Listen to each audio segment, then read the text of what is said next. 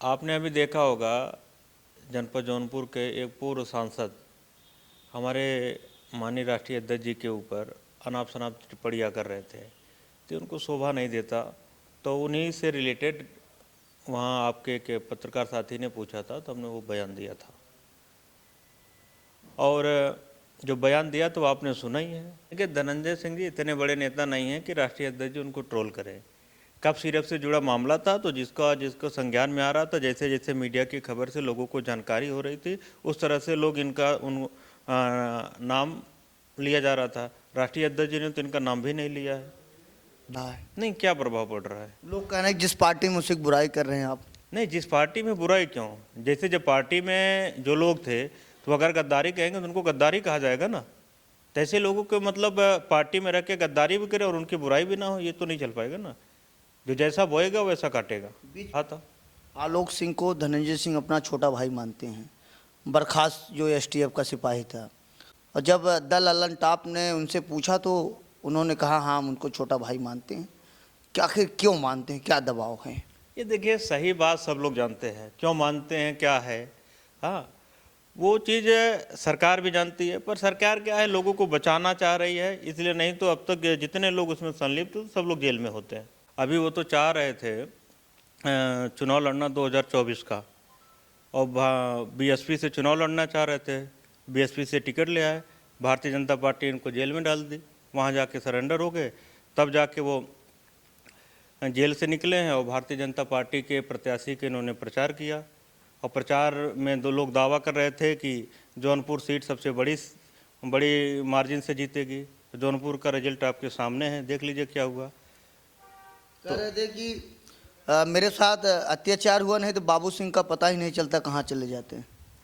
अब जैसे अब बाबू सिंह कुशवाहा जीत गए हैं, अब अत्याचार हुआ, अत्याचार कौन किया इनके साथ ये भी बताएं ना। अत्याचार कौन किया? भारतीय जनता पार्टी की कि कोई और किया? ये बताएं खुल के सबके सामने आके कि कौन अत्याचार किया था। इस तरीके से आप बयान देते हैं, बेबाकी से रखते हैं, कहीं आपके ऊपर हमला हो जाए तो कौन जिम्मेदार होगा? क्या हमला क्यों, किस बात को हो जाएगा? अरे कोई हम चोर उचक्के माफिया थोड़ी हैं कि कोई हमला कर देगा। हम तो सामान्य आदमी हैं, हम तो बिना गनर के भी क्षेत्र में टहल लेते हैं। क्यों? कोई किसी से डर के राजनीति, किसी के डर की वजह से थोड़ी ना, हम किसी से डरते भी नहीं हैं। और 2024 में समाजवादी पार्टी से के चुनाव पे लड़ना चाह रहे थे चुनाव, लेकिन राष्ट्रीय अध्यक्ष जी ने मना कर दिया था कि हम लोग चुनाव नहीं लड़वाएंगे। तो यानी इन्होंने कई बार प्रयास भी किया था कि राष्ट्रीय अध्यक्ष जी से मिल लें और उनसे अपनी बात कह के ये लोकसभा जौनपुर की सीट से वो लड़ना चाहते थे, पर राष्ट्रीय अध्यक्ष जी ने उनको मना कर दिया था। आपने चचेरे भाई थे जो बड़ा आरोप लगाए थे कि पंकज पटेल विधायक आरएसएस से संपर्क में है, बीजेपी में जाने वाले हैं, जिसमें उनको पार्टी समाजवादी पार्टी ने निकाल भी दिया। आप सुने तो क्या था, क्यों आपका विरोध करते, क्या दिक्कत है? अब ये तो वही बता सकते हैं, हमारा तो कोई वास्ता नहीं है और ना कोई। भाई मानते हैं, आपके दिल में कहते हैं मेरे भाई हैं, मैं उनका बड़ा सम्मान करता हूं, लेकिन विरोध भी करते, कहते कि वो भाजपा से जुड़े हैं, भाजपा में जाने वाले हैं। इस पे क्या कहें? वो उनको पता होगा, हमको तो, हमारा तो देखिए जो चीज़ें रहती हैं हमारी साफ सुथरी हैं। हाँ, हम समाजवादी पार्टी में राजनीति हमने 2011 से शुरू की। 2011 में मेरा टिकट होता है, कट जाता है। 2017 में मेरा टिकट होता है, कट जाता है। 2022 वाले चुनाव में भी मेरा टिकट होता है, कट जाता है। आखिरी दिन फिर से टिकट की घोषणा होती है और हम लोग आखिरी दिन नामांकन करते हैं। तो ये पता नहीं किस लिए लोग कैसी बातें करते हैं, मैं तो समझ में नहीं आता। और अगर जाना होता तो हम पहले चले जाते, हम यहाँ इतने दिन क्यों वेट करते हैं? इस वक्त मैं जौनपुर में मौजूद हूं। जौनपुर से मुगराबासापुर विधानसभा से विधायक पंकज पटेल मेरे बीच में मौजूद हैं, समाजवादी पार्टी से विधायक हैं। इनका एक वीडियो, छोटा सा क्लिप बड़ा तेजी से वायरल हो रहा है, लोग तमाम तरीके की बात को रख रहे हैं। तो विधायक जी, ऐसी क्या टूट पड़ी कि आपने कहा कि हमारे ही पार्टी में बड़े गद्दार नेता हैं, ऐसा क्यों आपने कहा? सबसे पहले तो आपका धन्यवाद, इतनी दूर से चल के आप यहाँ आए हैं, इसके लिए आपको धन्यवाद देते हैं। आपने अभी देखा होगा जनपद जौनपुर के एक पूर्व सांसद हमारे माननीय राष्ट्रीय अध्यक्ष जी के ऊपर अनाप शनाप टिप्पणियाँ कर रहे थे, तो उनको शोभा नहीं देता। तो उन्हीं से रिलेटेड वहाँ आपके एक पत्रकार साथी ने पूछा था, तो हमने वो बयान दिया था। और जो बयान दिया तो आपने सुना ही है, अब उसको रिपीट करने से कोई मतलब नहीं है। नहीं, हमारे दर्शक जानना चाहते, रिपीट कर चाहते हैं आपसे।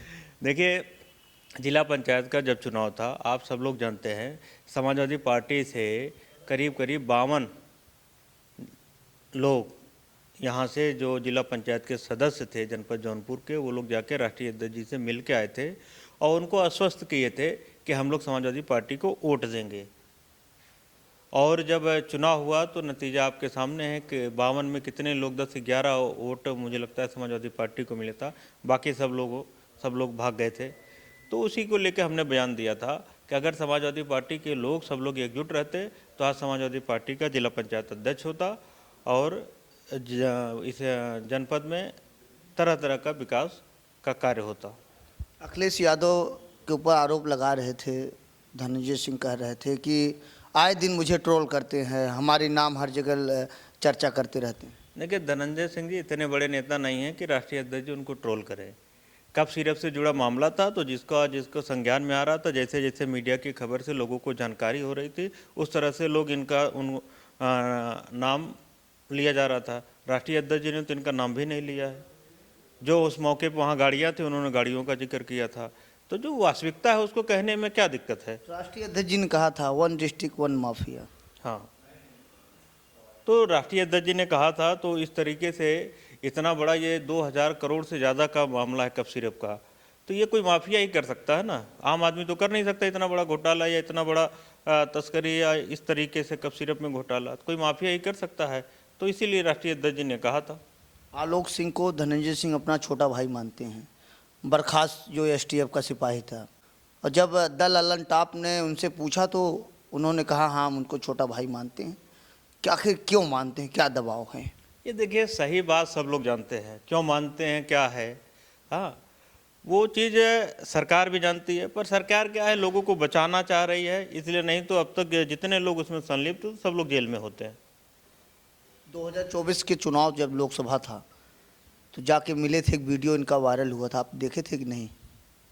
2024 में ये समाजवादी पार्टी से के चुनाव पे लड़ना चाह रहे थे चुनाव, लेकिन राष्ट्रीय अध्यक्ष जी ने मना कर दिया था कि हम लोग चुनाव नहीं लड़वाएंगे। तो यानी इन्होंने कई बार प्रयास भी किया था कि राष्ट्रीय अध्यक्ष जी से मिल लें और उनसे अपनी बात कह के ये लोकसभा जौनपुर की सीट से वो लड़ना चाहते थे, पर राष्ट्रीय अध्यक्ष जी ने उनको मना कर दिया था। होता है, अभी वो तो चाह रहे थे चुनाव लड़ना 2024 का, और बीएसपी से चुनाव लड़ना चाह रहे थे, बीएसपी से टिकट ले आए, भारतीय जनता पार्टी इनको जेल में डाल दी, वहाँ जाके सरेंडर हो गए, तब जाके वो जेल से निकले हैं और भारतीय जनता पार्टी के प्रत्याशी के इन्होंने प्रचार किया। और प्रचार में 2 लोग दावा कर रहे थे कि जौनपुर सीट सबसे बड़ी मार्जिन से जीतेगी। जौनपुर का रिजल्ट आपके सामने है, देख लीजिए क्या हुआ। कह रहे थे कि मेरे साथ अत्याचार हुआ, नहीं तो बाबू सिंह का पता ही नहीं चलता कहाँ चले जाते हैं। अब जैसे अब बाबू सिंह कुशवाहा जीत गए हैं, अब अत्याचार हुआ, अत्याचार कौन किया इनके साथ ये भी बताएं ना। अत्याचार कौन किया, भारतीय जनता पार्टी की कि कोई और किया, ये बताएं खुल के सबके सामने आके कि कौन अत्याचार किया था। इस तरीके से आप बयान देते हैं, बेबाकिस रखते हैं, कहीं आपके ऊपर हमला हो जाए तो कौन जिम्मेदार होगा? क्या हमला किस बात को हो जाएगा?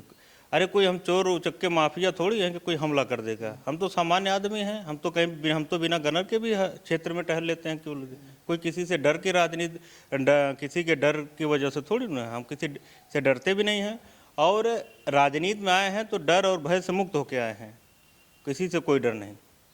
जहाँ आपका घर है वहाँ से उनके घर लगभग 8 किलोमीटर दूरी पे है। अरे तो कोई उनसे हमारी वो पटीदारी की दुश्मनी थोड़ी दूरी है। जो सही रहता है वो बोलते हैं, जो सही है हम बोल देंगे। तो आपको दुख इस बात का हुआ कि आपके राष्ट्रीय अध्यक्ष जी को अपमानित कर रहे थे इसलिए? देखिए, राष्ट्रीय अध्यक्ष जी का जो कद है, जो कैडर है, वो जब चाहें तब जिला पंचायत अध्यक्ष जिसको बना दे, जब चाहें जिसको सांसद बना ले, जब चाहें उसको विधायक बना ले। तो ऐसे लोगों के बारे में अनाप शनाप टिप्पणी नहीं करनी चाहिए। नहीं, इस बार आप ही ने कहा कि समाजवादी पार्टी में गद्दार नेता हैं, तो इस बार क्यों नहीं बनवा लिए आप लोग, अगर आप इस तरीके से ताल ठोक कर कह रहे हैं? नहीं, बनवाया जाएगा, समय आने दीजिए, सब बनेंगे। समय होता है ना, समय आने दीजिए सब। सांसद भी हमारा, अब जैसे इस बार देखिए लोग प्रयास किए, सांसद हमारा बना। जौनपुर में हम लोग 5 सीटें लगभग जीते हैं, इस बार 27 में फिर जीतेंगे, 29 वाले चुनाव में फिर सांसद बनेगा, फिर हमारा जिला पंचायत होगा, एमएलसी होगा। एक बात मैं पूछूंगा, आपको बुरा भी लगेगा, पूछूंगा मैं। आपके ही विधायिका हैं और आपके ही मछलीशहर लोकसभा से सांसद भी हैं, आपकी पार्टी से ही, वो ताल ठोक रहे थे कि सांसदी की चुनाव लड़ेंगे, तो किस नज़रिए से देखते हैं? नहीं देखिए, ये पार्टी तय करती है ना, तो पार्टी ने जिसको लड़ाया सब लोगों ने समर्थन करके उनको जिताया है। अब पार्टी आगे जिसको लड़ाएगी वो लड़ेगा। भाई हम आप प्रयास कर सकते हैं ना, हम आप दावेदारी करते हैं, तो लोग दावेदारी किए थे। अब वो पार्टी निर्णय लेती है ना कौन लड़ेगा कौन नहीं लड़ेगा, वो पार्टी का विषय है। जो ऊपर से फैसला जो है, ऊपर से फैसला आ जाएगा वो लड़ेगा। तो इस बार 27 का माहौल? इस बार 27 का माहौल जो है समाजवादी पार्टी के पक्ष में है और प्रचंड बहुमत के साथ समाजवादी पार्टी की सरकार बनेगी। अभी जिले में मध्य प्रदेश के मुख्यमंत्री मोहन यादव आए थे, उन्होंने बयान में कहा कि भाजपा यादवों के लिए बड़ा बढ़िया काम कर रही है, जाति समीकरण, देखिए एम और वाई। देखिए, कोई भी सरकार जो है वो किसी एक जात के लिए काम तो करती नहीं है। उसको अगर उनकी मानसिकता ऐसी है कि भाजपा ये, तो वो यहाँ सिर्फ आके एक यादवों को तोड़ने के लिए बयान दिए हैं, बाकी ऐसा नहीं है। यहाँ भारतीय जनता पार्टी सिर्फ जो कर रही है, सबसे ज़्यादा उत्पीड़न तो यादवों का कर रही है, सबसे ज़्यादा माइनॉरिटी का कर रही है, और उससे ज़्यादा पीडीए समाज का कर रही है। अच्छा, अभी आपके पार्टी से विधायक हैं अभय सिंह, एक बयान दे रहे हैं, आप देख रहे होंगे, धनंजय सिंह के बारे में बोल रहे हैं, धनंजय सिंह उनके बारे में बोल रहे हैं, क्या लगता है? अब देखिए, वो लोग आपस में पहले संबंध रहे हैं। अब वो क्या सही बोल रहे हैं, क्या धनंजय सिंह सही बोल रहे हैं, वो जान सकते हैं, वो दोनों आपस में ही जान सकते हैं। उसमें हम लोग नहीं जान सकते ना उनकी बात सही है उनकी सही है, वो उनका विषय है, वो जाने। विधायक जी, 3 वर्ष हो गए आपको विधायक बने, यहाँ ब्लॉक प्रमुख बनने के बाद ही ढेर सारी इस फॉर्चूनर आ जाती है, आप तो एक ही गाड़ी से चलती हैं। नहीं, गाड़ी देखिए, गाड़ी और घोड़ा से नहीं होता कोई चीज़। देखिए, हम लोग जनप्रतिनिधि हैं तो जनता के बीच बने रहते हैं। हमको तो जरूरत पड़ती है हम तो मोटरसाइकिल से भी चल लेते हैं, जहाँ जैसी जरूरत होती है वैसे चले जाते हैं। मतलब ये हम कह सकते हैं कि मोगरा का विधायक साइकिल और मोटरसाइकिल से भी चल सकता है। हाँ, चल सकते हैं। हम तो जैसे जाते हैं तो किसी किसी मोटरसाइकिल से ही चल देते हैं, तो जहाँ जैसी जरूरत उस हिसाब से चला जाता है। और जनसेवा करने उतरे, यहाँ कोई थोड़ी है कि लौ लश्कर दिखाना है, किसी को इम्प्रेस करना है, इस तरीके कोई नहीं। अपने काम से लोगों को अपना काम, जो हमारा अपना काम है वो हम करते हैं, ताकि जनता ने जो जिस उद्देश्य से हमको बनाया है वो उद्देश्य उनका पूरा हो सके। आपने जो बात कह दिया कि समाजवादी पार्टी में कुछ गद्दार नेता हैं, इससे आगामी चुनाव पर बड़ा प्रभाव पड़ रहा है। नहीं, क्या प्रभाव पड़ रहा है? लोग कह रहे हैं कि जिस पार्टी में उसकी बुराई कर रहे हैं आप। नहीं, जिस पार्टी में बुराई क्यों? जैसे जब पार्टी में जो लोग थे तो अगर गद्दारी कहेंगे तो उनको गद्दारी कहा जाएगा ना। तो ऐसे लोगों को मतलब पार्टी में रह के गद्दारी भी करे और उनकी बुराई भी ना हो, ये तो नहीं चल पाएगा ना। जो जैसा बोएगा वैसा काटेगा। बीच में आपने एक रोड घोटाले का बड़ा चर्चा में आए थे, क्या था मामला वो सिवरिया संपर्क मार्ग का सड़क थी, उस पर यह था कि ठेकेदार द्वारा और अधिकारियों द्वारा उसका पैसा निकाल लिया गया था, पर वो रोड बनी नहीं थी। तो उसी को लेकर हम लोगों ने किया था, तो उस रोड को फिर 2-3-4 दिन बाद उस रोड को बनाया गया था। उस पर कोई किसी अधिकारी के ऊपर कोई कार्रवाई नहीं हुई थी, तो इसको लेकर हम लोग सदन में भी आवाज़ उठाए थे। अब सरकार भाजपा की है तो उसके कान पे जू नहीं रेंगती, अब तक उस पर कोई अधिकारियों पे कार्रवाई किसी अधिकारी पे नहीं हुई है। आपके क्षेत्र में बड़ी रोड खराब है, कैसे आप देखते हैं, क्यों नहीं बन पा रहे हैं, क्या कारण है? एक आपके घर पे जाने वाला है, नहर के किनारे का रोड खराब, सुनने में आया कि पास भी हो गया है। नहीं, जिसे जो हमारे घर को जाता है, अभी वो करीब 1.5 किलोमीटर सड़क है, नहर से ही जाती है, वो स्वीकृत भी हो गई है।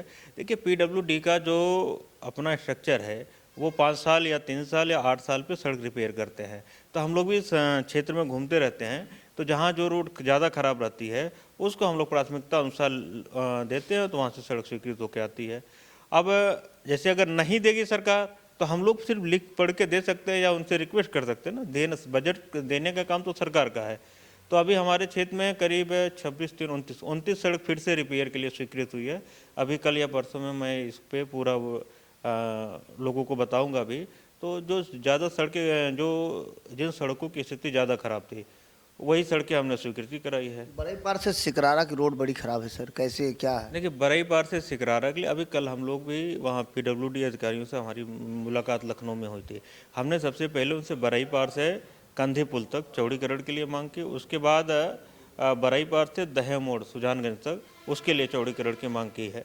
तो अब देखिए, बीच में हम लोगों ने भी जब दिशा की बैठक थी तो हम लोगों ने कहा था उसरा बाज़ार से मछली शहर तक को NH से NH जोड़ दिया जाए, और ये जो सिकरारा से चल के बरई पार होते हुए सुजानगंज तक आती है, इसको भी हम लोगों ने कहा था यहाँ बिलवार मतलब बासापुर बिलवार होते सुजानगंज होते हुए इसको वहाँ सिकरारा तक जोड़ दिया जाए।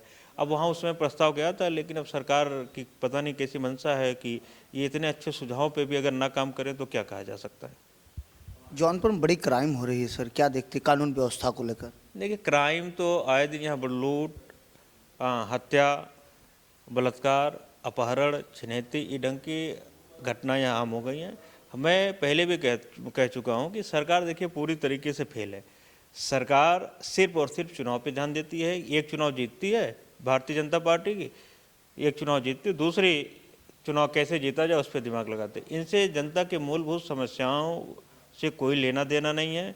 और अभी आप देखेंगे इन्होंने अभी नया प्रदेश अध्यक्ष बनाया, कहने को तो बैकवर्ड समाज के प्रदेश अध्यक्ष इन्होंने बनाया है, लेकिन अभी आज लेखपाल भर्ती का विज्ञापन निकला है और उस भर्ती में आप देखेंगे बैकवर्ड की सीट कम कर दी गई है। जो आरक्षण की जितना आरक्षण होना चाहिए वो कम कर दिया गया है। एससी के आरक्षण को कम कर दिया गया है, एसटी के आरक्षण को कम कर दिया गया है, बल्कि ईडब्ल्यूएस के आरक्षण को 2% बढ़ा दिया गया है। और जो सामान्य वो कोटा होता है जो 40% होता है उसमें कुछ उसको भी बढ़ा दे रहे हैं। तो ये सरकार की मंशा साफ साफ समझ में आती है कि ये सरकार पिछड़ा और दलित विरोधी सरकार है। ये सिर्फ अपने लोगों को बढ़ाने के लिए काम करती है और बीजेपी सिर्फ दिखावे के लिए प्रदेश अध्यक्ष या दलित और बैकवर्ड के नेताओं को सामने कर देती है और उनके दल में कोई सुनवाई नहीं है और ना वो उस पर बोल पाते हैं। एसआईआर पर कई बीएलओ और कई कर्मचारी की मौत हो जा रही है, उस पर क्या कहिएगा?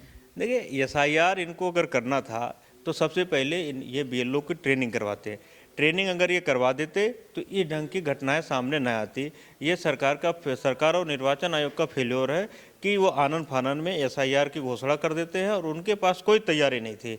हम लोग अपने यहाँ 10 से 15 दिन हो जाने के बाद 1 या 2% एसआईआर लोगों ने कंप्लीट किया था और बीएलओ जो इनके थे उनको पता नहीं था कैसे फॉर्म फिलअप करना है। वो तो समाजवादी पार्टी के जो बीएलए थे सब लोगों ने मदद किया, उसके बाद सब लोग सक्रिय हुए, तब जाके ये एसआईआर की प्रक्रिया थोड़ा सा आगे बढ़ी। तब जब लोगों ने भरना शुरू किया उनके बीएलओ को भी पता चला कि ऐसे भरा जाएगा, तब वो काम को तेजी से आगे बढ़ाने लगे। बीच में आपके चचेरे भाई थे जो बड़ा आरोप लगाए थे कि पंकज पटेल विधायक आरएसएस से संपर्क में हैं, बीजेपी में जाने वाले हैं, जिसमें उनको समाजवादी पार्टी ने निकाल भी दिया। आप सुने क्या था, क्यों आपका विरोध करते, क्या दिक्कत है? आप ये तो वही बता सकते हैं, हमारा तो कोई वास्ता नहीं है और ना कोई भाई मानते हैं, आपके दिल में कहते हैं मेरे भाई हैं, मैं उनका बड़ा सम्मान करता हूं, लेकिन विरोध भी कहते हैं कि वो भाजपा से जुड़े हैं, भाजपा में जाने वाले हैं, इस पे क्या कहें? वो उनको पता होगा, हमको तो हमारा तो देखिए जो चीज़ें रहती है हमारी साफ सुथरी है। हाँ, हम समाजवादी पार्टी में राजनीति हमने 2011 से शुरू की। 2011 में मेरा टिकट होता है, कट जाता है। 2017 में मेरा टिकट होता है, कट जाता है। 2022 वाले चुनाव में भी मेरा टिकट होता है, कट जाता है। आखिरी दिन फिर से टिकट की घोषणा होती है और हम लोग आखिरी दिन नामांकन करते हैं। तो ये पता नहीं किस लिए लोग कैसी बातें करते हैं, मैं तो समझ में नहीं आता। और अगर जाना होता तो हम पहले चले जाते, हम यहाँ इतना दिन क्यों वेट करते हैं? तो ये सब मिथ्या है। लोग अपने आप को हाईलाइट करने के लिए कि विधायक के बारे में बोलेंगे तो लोग हमको सुनेंगे, इस तरीके की चर्चाएं हम अपना करते रहते हैं। मैंने एक रील डाला था, सिर्फ जो आप जवाब दिए थे, लाखों से ज़्यादा व्यूज आए, आपकी बड़ी तारीफ कर रहे थे, कुछ लोग विरोध भी कर रहे थे। किस लिए विरोध? जो कि पार्टी का ही विरोध कर रहे हैं, पार्टी के नेताओं के प्रति टिप्पणी कर रहे हैं। अच्छा, पार्टी के अगर नेता गद्दारी करेंगे तो क्या उनको हम लोग फूल माला लेके स्वागत करेंगे? आपका सीधा कहना कि जो गद्दारी कहेंगे उसको गद्दार कहा जाएगा? गद्दार कहा जाएगा, बिल्कुल कहा जाएगा। नया साल आ रहा है, दर्शकों क्या संदेश है? दर्शकों को यही संदेश है कि नए साल आप सबके लिए मंगलमय हो और अब सभी लोग स्वस्थ रहें और तरक्की करें, इस प्रदेश और देश आगे बढ़े। आगे चुनाव की तैयारी कैसी? आगे की चुनाव की तैयारी हम लोग की चल रही है और पार्टी का जैसा दिशा निर्देश आता है हम लोग उस दिशा में काम कर रहे हैं। और आने वाले समय में मैं अभी से आपको बता दूं कि 2027 के चुनाव में समाजवादी पार्टी की सरकार होगी और प्रचंड बहुमत के साथ होगी। समय देने के लिए सर शुक्रिया। आपका बहुत बहुत धन्यवाद। सबसे आपका पुनः धन्यवाद कि आप उतना दूर से चल के आए हैं, इसके लिए आपको मैं धन्यवाद देता हूँ। तो मेरे बीच में मुगरा बादशाहपुर से विधायक वर्तमान में है और इनसे मैं पहले इनके घर पे गया, वहाँ मुलाकात नहीं हो पाई, फिर यहाँ मुगरा बादशाहपुर मुलाकात हुई। तमाम समस्याओं को लेकर तमाम विषयों मैंने इनसे बातचीत किया, इन्होंने कहा और बेबाकी से इन्होंने जवाब दिया। फिलहाल इनके बारे में आप क्या सोचते हैं, अपनी राय जरूर दें। ऐसे आप देखते रहिए आपका अपना चैनल आज़ाद VIP न्यूज़। बहुत बहुत धन्यवाद।